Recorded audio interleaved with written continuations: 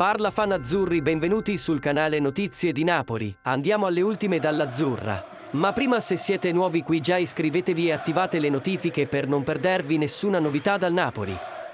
Crollo Juventus allo stadio Diego Maradona. Con il Napoli che vince addirittura 5-1 e allunga in testa alla classifica del campionato di Serie A.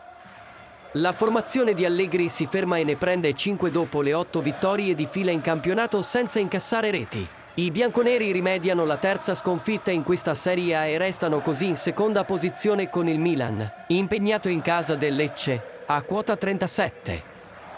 Con il Napoli che sale a 47 punti e rinforza il primato in graduatoria. Vika Kvaratskhelia, fantasista del Napoli, ha pubblicato un post su Instagram per festeggiare la vittoria contro la Juventus. Che notte magica!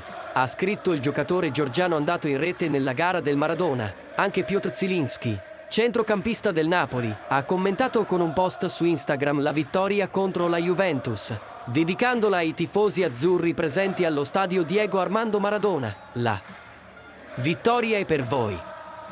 Siete meravigliosi, ha riferito il polacco. E ai fan di Azzurra? Lascia la tua opinione nei commenti perché è molto importante per il Napoli.